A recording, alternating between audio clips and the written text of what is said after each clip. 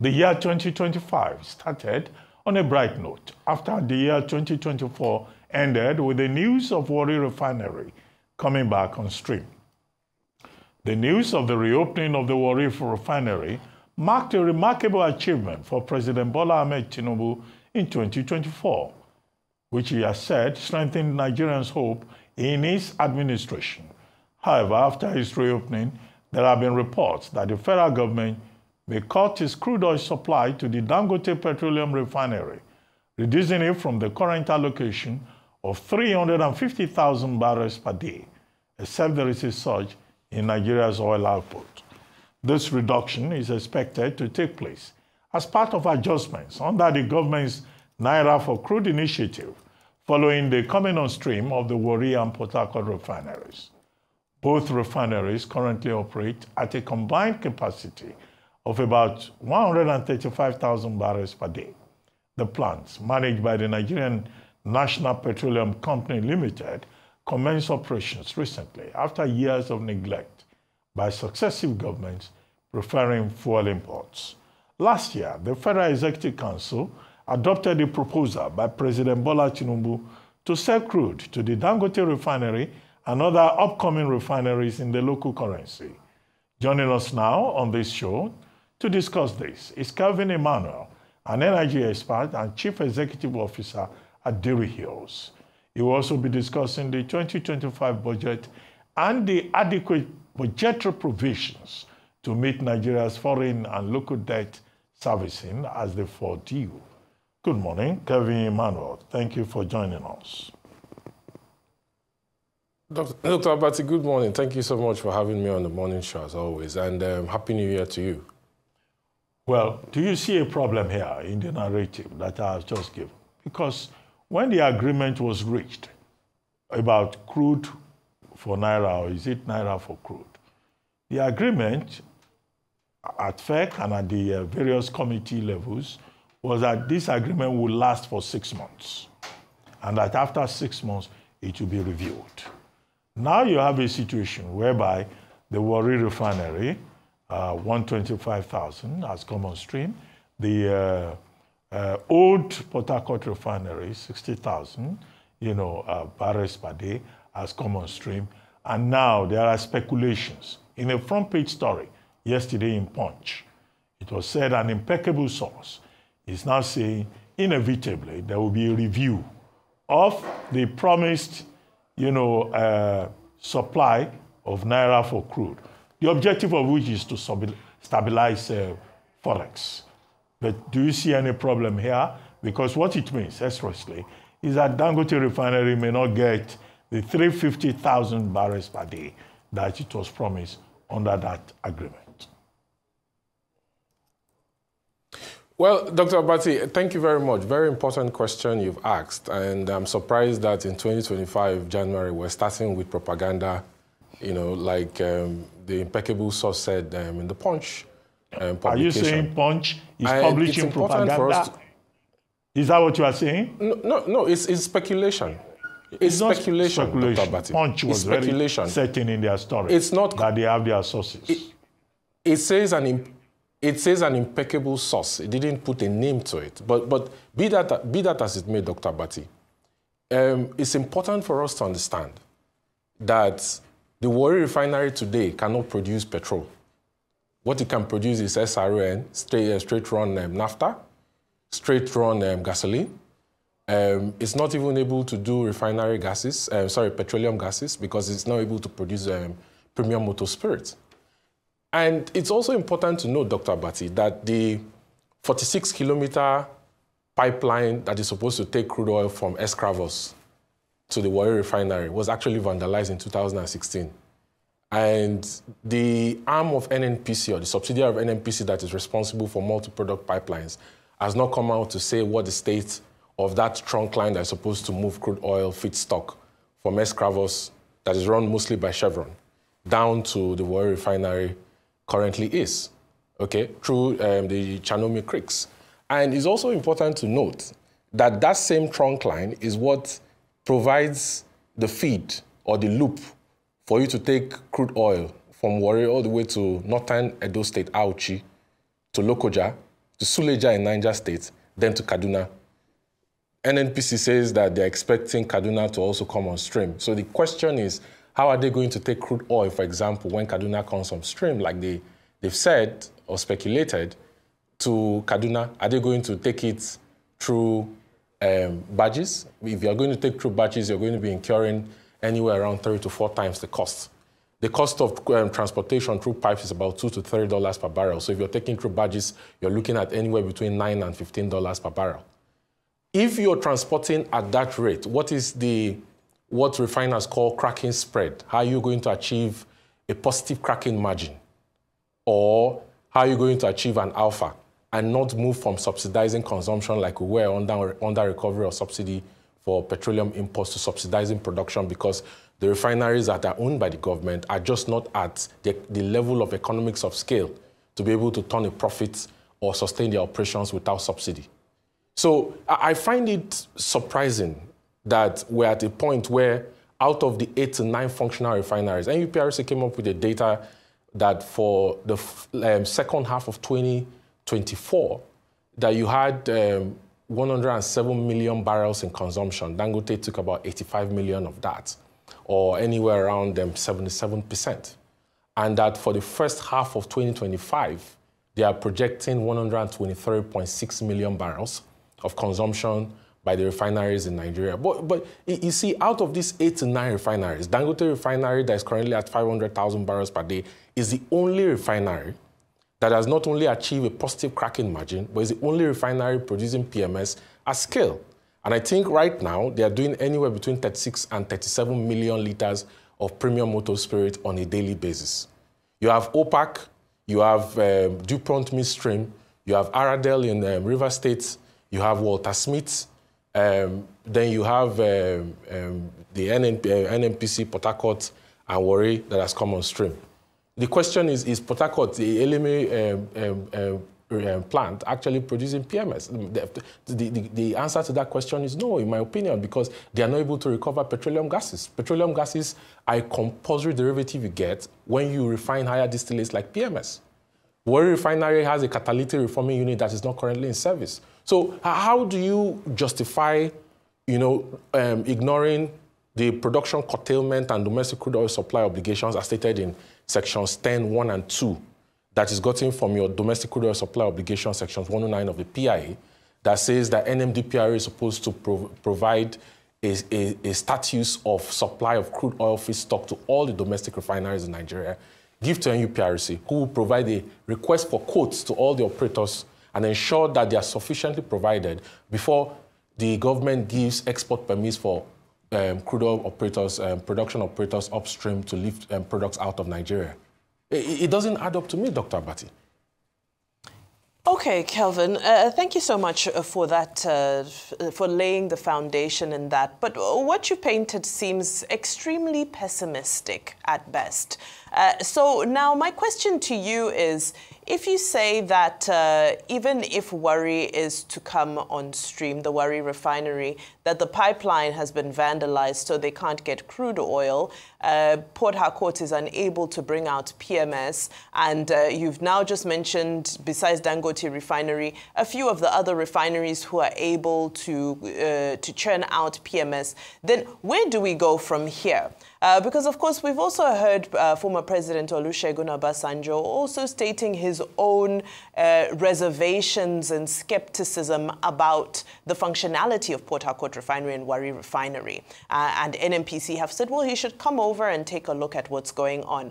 But in essence, it seems like you're saying that even if they do come on, they won't make an impact. So where do we go from here? What's the solution in all of this if we're going to be skeptical about all of the solutions that the government is trying to put forward? Vimbai, thank you so much. Good morning to you. Look, when OBJ brought in technical consultants in 2006 to do an audit, a technical assessment of those refineries, they came back and said that those refineries were actually moribund and dead and should be sold for scraps. Of course, former President Obasanjo, in his wisdom, said that, look, if he sells it for scraps, Nigerians will say that he has given it to his cronies and that he will not sell it for scrap. So, the Blue Star Consortium came and put together a bid for Port Harcourt. It was accepted. CNPC put together a bid for Kaduna for $100 million. It was accepted. But CNPC's bid was reversed because they felt that the bid was too low. And then they reoffered to Blue Star, and Blue Star took the two of them. Now, if you consider the fact that that was reversed by his successor, and you have a situation where turnaround maintenance has gone, over $2 billion has been expended through crude oil swaps from money that were borrowed from a multilateral development bank to fund turnaround maintenance, yet they're not able to do PMS directly. What they are doing, in my opinion, is blending, because if you cannot get PMS from cracking naphtha into higher distillates, then you're blending basically in Port Harcourt, and that's what maybe they plan to do in Warri. You know, for me, I think it's important for the government to hands off refining, okay? Take a stake, hands off refining, sell the business and allow the private sector to run refinery operations in Nigeria. Look, there's installed nameplate capacity of 864,500 barrels of processing capacity for refineries in Nigeria. But out of the 8 or 9 of them, Dangote is the only commercial refinery producing at scale and has achieved a positive cracking margin. The other modular refineries, DuPont Midstream, Aradel, Walter Smith, they don't have a catalytic reforming unit. So at best they produce naphtha. They are not able to crack naphtha into premium motor spirit. And even if they are, they don't have the economies of scale required to actually, supply the markets in Nigeria at a reasonable margin to the company.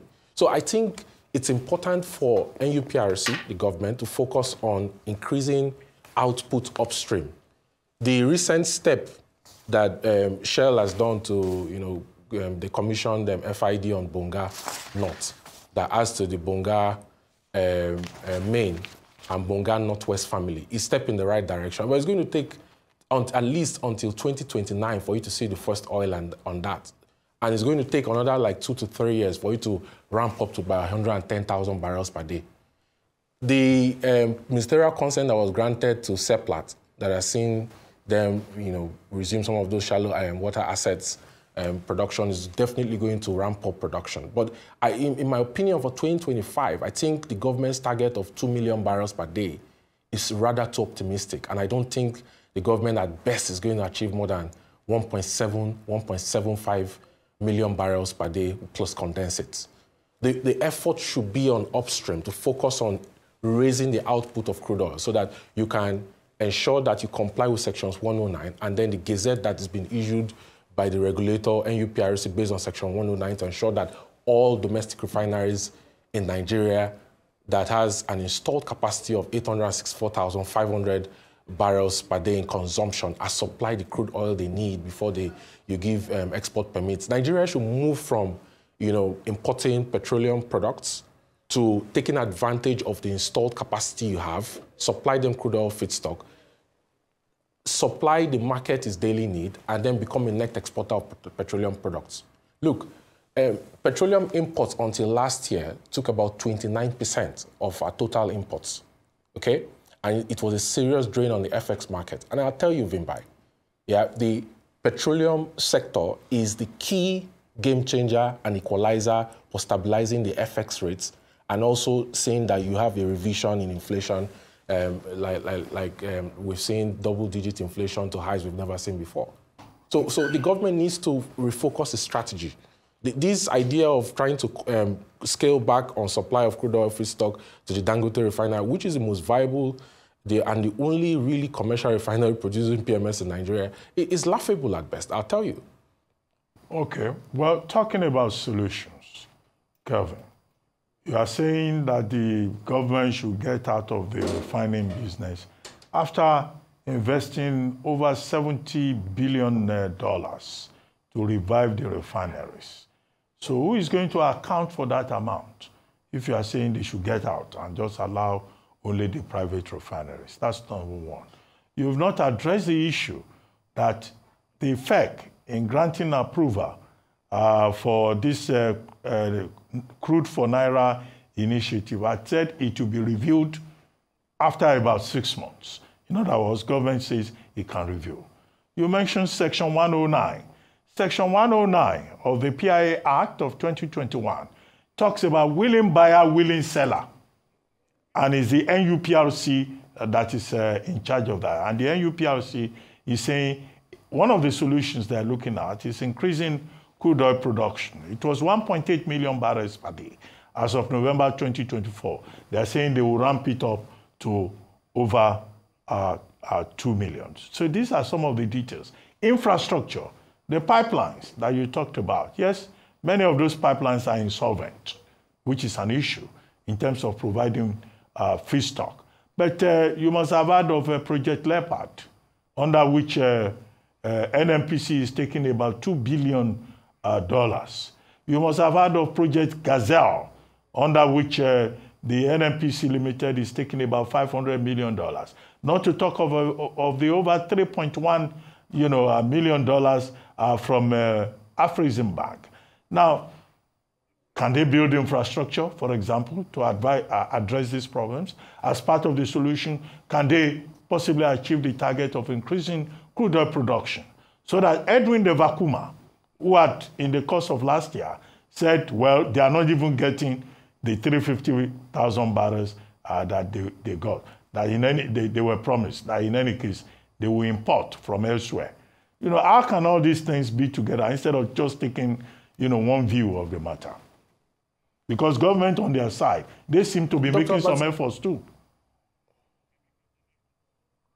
Dr. Bati, first of all, I've always called for the probe of NNPC, an external forensic audit, not just an external audit, an external forensic audit by an international certified forensic auditor to see the actual state of the books of NNPC, because it doesn't make sense to me that in 2023, 583 billion naira were paid as emoluments to a company that could not remit any monies to the federal government of Nigeria between January and October 2024. I think November was the first month in 2024 that NNPC remitted money to the federal government of Nigeria as its benefactor. Okay? So I think that they deserve to be a probe, because if former president Olusegun Obasanjo, who in my opinion is the most consequential president Nigeria has ever had, and an elder statesman, will come out and say that there were billions of dollars that NNPC could not account for in monies allocated to turnaround maintenance. He's been there, he's done that, so he's seen the figures, he knows the figures, he's not speculating. Even when he invited Shell, according to him, Shell said one of the 5 reasons why they will not touch it with a 10-foot pole is because of the corruption associated with the refineries in Nigeria. Then there is a need for the government to probe and ask, at the current state, number one, how did the turnaround maintenance monies that were gotten through debt, reserve-based lending, crude oil swap, where basically you took contract award from the presidency and then tied a producing asset to a loan. You were front-loaded with cash, and then you staked future production to secure money to do turnaround maintenance. How, for example, are you claiming that you spent $898 million to do rehabilitation for Warri, and you still cannot produce PMS? Dr. Bati, $2 billion can build a brand new refinery of about 60,000 barrel capacity per day, brand new, in a different location. Choose any state in the major producing states in Nigeria. $2 billion can build a brand new refinery. You don't need to focus. The Nigerians are too emotionally attached to those. They are dead. They are moribund. And the insistence, the sentimental value, the insistence on those refineries must work as being the basis for which some people have used this as a conduit to propagate acts that are not explainable.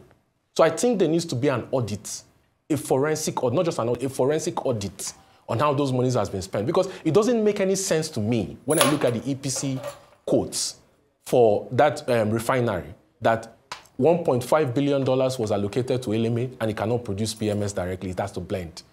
$898 million was allocated to Warri, and they are doing straight-run naphtha and straight-run gasoline. The carbon black part is not even working. The propane unit is not functional. The catalytic reforming unit is not in service. The trunk line that connects through the Chanomi Creek from Escravos, that 46 kilometers that is supposed to take crude oil feedstock, is not working. The trunk line that is supposed to connect from that same Escravos through the Chanomi Creek, 674 kilometers I mentioned earlier, through Auchi, Lokoja, Suleja to Kaduna, is not functional. How has this money been spent? It doesn't make any sense. Oh. And then number two, Oh, okay. Well, let me just add this, and then you'll add in your second point. So, what I want to ask is, when we look at this from layman's position, right, from the person who is just, you know, taking their vehicle or taking their jerry can to the pump on a daily basis, they will tell you that in December there were no queues, and they will tell you that at some point in December the price even came down. What are the lessons that we can learn from that? How was that achieved, in your opinion, and how can we replicate that moving forward? Well, in December, there were no queues because Dangote has been supplying the markets. Dangote just signed an agreement with Adova, and Dangote has been working with Ipman, retail stations. Dangote has a partnership with MRS. So Dangote is a major supplier of PMS to transportation fuels to the markets. However, I think that Farouk Ahmed, the chief executive of NMDPRA, who last year came out and said that he couldn't vouch for the quality of the petrol coming from Dangote, even if lab test shows that is the best and is export grade, should also apply the same standard to NNPC. NNPC is not a policy-making institution. NNPC is a company under the laws of Corporate Allied Matters Act. It should also apply sections 317.11 to NNPC and subject the products they claim that they are producing to lab tests according to American Society of Testing and Materials to check for sulfur distillation level, to see if it actually meets up with the ash level that has been specified by the ECOWAS Convention and prescribed by the regulator in Nigeria, which is 200 ppm. As a matter of fact, that 200 ppm level expired 31st of December 2024. And NMDPRA is supposed to come up with a new framework based on the ECOWAS Convention of February 2020. Why is he not talking about it? Is he emotionally invested in NNPC, that he will not apply the same standard to NNPC that is also subject to the law like Dangote is? So if you say that there were products across Nigeria, Dangote products we can vouch for because empirical evidence has shown us that it actually meets up with regulatory standards, can we vouch for the products NNPC claim they are producing? For Meleme and Warri, can we vouch for it? Anyway, on that note, Kelvin, Emmanuel, I think we should just thank you.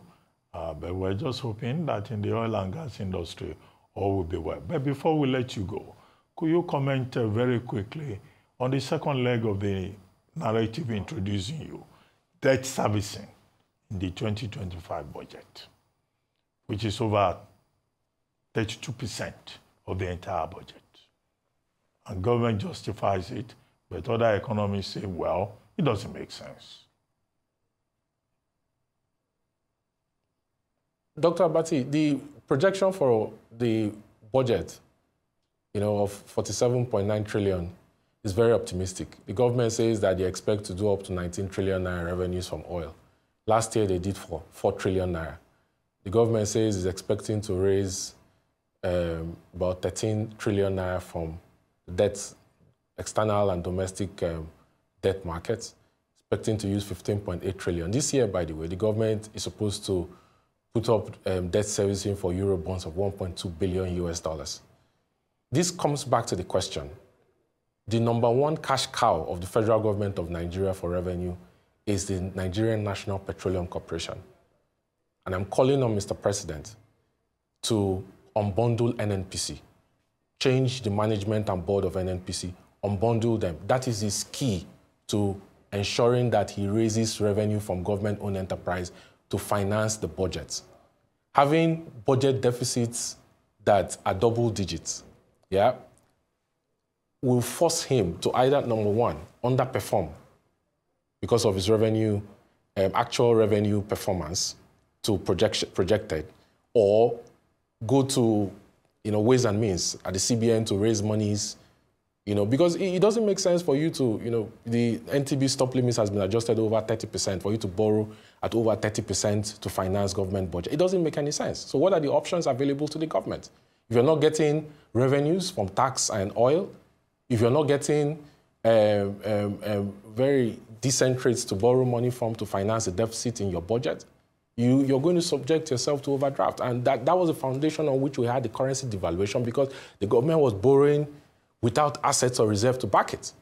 Your net asset ratio in your external reserves today, Dr. Bat, is not up to $7 billion US. Nigeria needs to raise FX to finance its budget and stabilize its currency and bring down inflation. The president says that the National Assembly is projecting 15% for inflation in 2025. It's so unrealistic. It's so much it's such a fantasy. I don't expect inflation in 2025 at the end of Q4 to drop below 28.5 or 28% at best. You know, so we need to wake up and smell the coffee. Mr. President needs to realize that if it doesn't tackle NNPC, which is the heart of the Nigerian economy, because 80% of the FX that you need in the market comes from NNPC. Well, on that He's not started, he's joking. That's my submission this morning. Thank you. On that note, Kelvin, Emmanuel, would like to thank you very much for joining us on The Morning Show.